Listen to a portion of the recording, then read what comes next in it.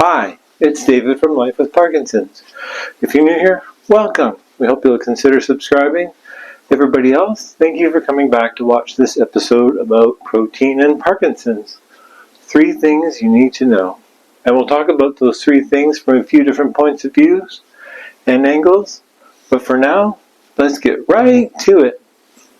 The dichotomy of L-DOPA and protein.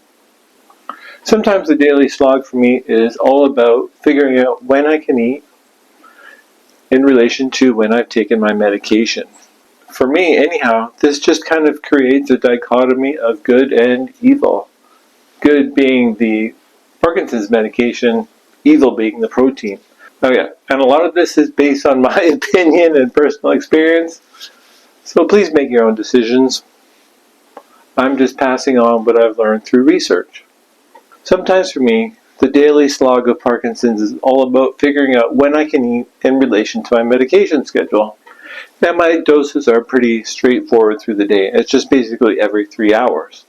So I have an hour to let the pills wear on until I eat, and then I have 2 hours later to digest the food and empty out my stomach again. And I did go to cinemet.org to check on how long it takes the L-DOPA medication to absorb into your system, and there wasn't a definitive answer. They just said at least 30 minutes before you eat to allow proper absorption.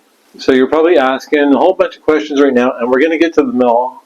But let's just talk about this dichotomy of good and evil. Let's just talk about this dichotomy of medication and protein. How do we make both equal and true at the same time? Because I found through my research, we can't really live without one or the other. We need to create some sort of balance in our schedule. We can't look at the protein as the bad guy anymore. We really need to look at it as they're both good. The medication and the protein are both good. Because protein, I discovered, is extremely important to our daily function.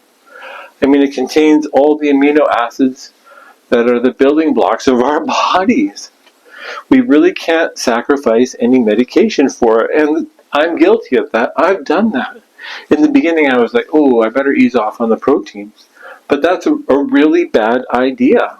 Malnourishment of protein can cause so many bad things. Like some of the symptoms are hair loss, fatigue, another reason why you could be fatigued.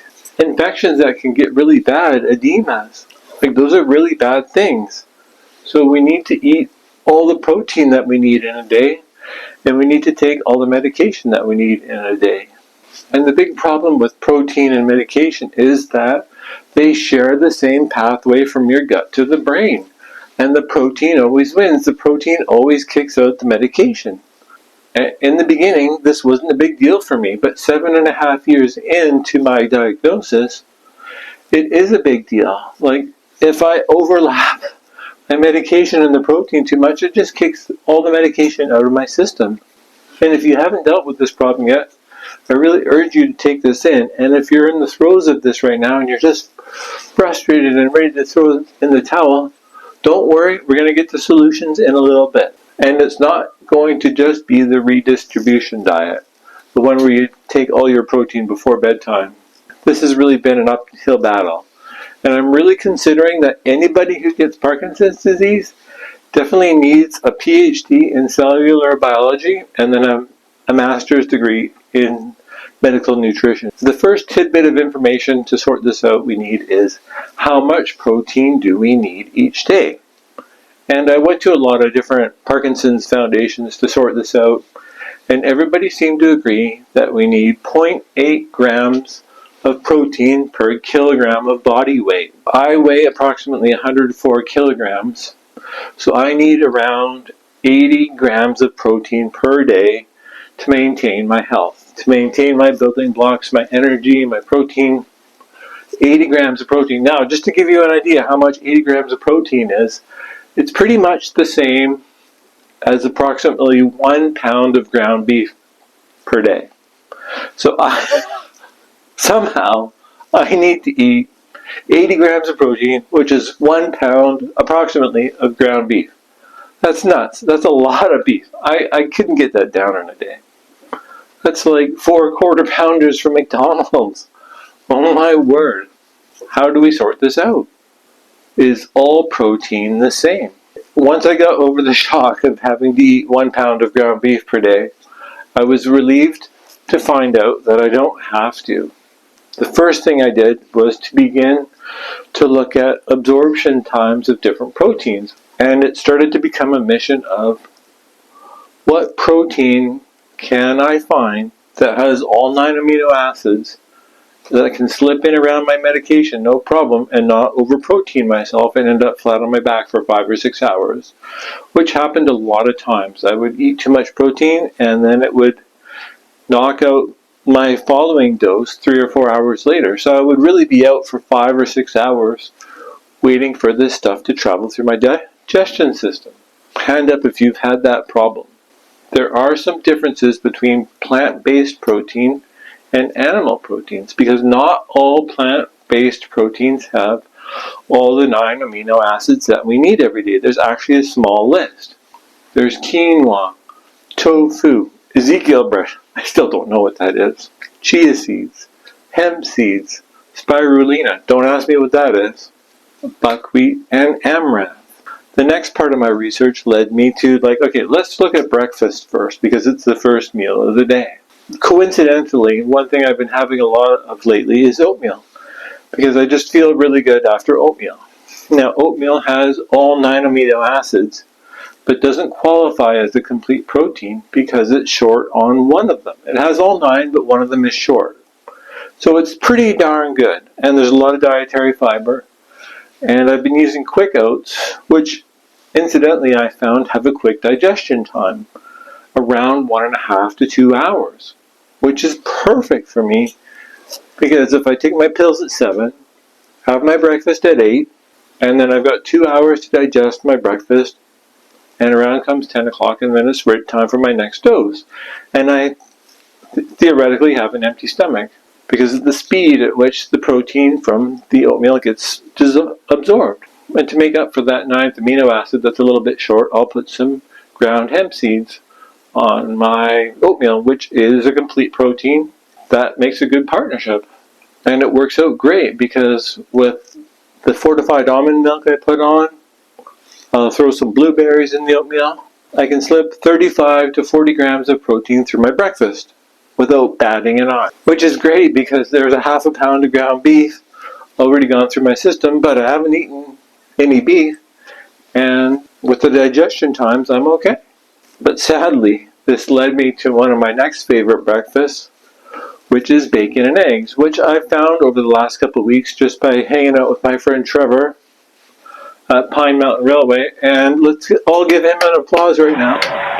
He's taken all these background pictures for me, and they're beautiful.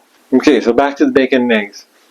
I'm putting up a link here below, and I suggest everybody have a look at this website, because it has all the digestion times for food. And would you believe it? Bacon, which is pork, can take up to 5 hours to process through your digestion system. And that's what I found. I would have bacon, I would take my pills at 7, I would have bacon and eggs at 8, and I would still be off sometimes around noon or 1 o'clock.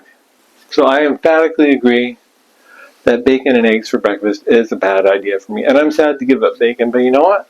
I would rather be on and miss bacon than be off and fall down and break my arm or my leg. Once I had the bacon and eggs thing figured out, I kept looking through the chart. And then I discovered that beef takes 4 hours to digest. And I'm like, oh my goodness, what animal protein can I hang on to? I found that fish, which is one of the best animal proteins to eat because of all the good stuff it does for our brain, fish has the perfect digestion time. And compared to plant-based proteins, fish is easier to digest as well, because it doesn't require the extra enzymes to break it down. So it moves through our bodies quicker and gives us many benefits that we couldn't get elsewhere. In my opinion, it is the best protein out there for Parkinson's. How can we fit it all in? What are the next steps? Well, I believe the next step is to just do basically a self-inventory. What's your diet? What are your meal times? What are your medication times? And I know not everyone takes their pills every 3 hours. I know a lot of people need them every 2 hours, but But based on the digestion times, there is time to fit that fish in. So I think it comes down to, what are you willing to give up for more on time?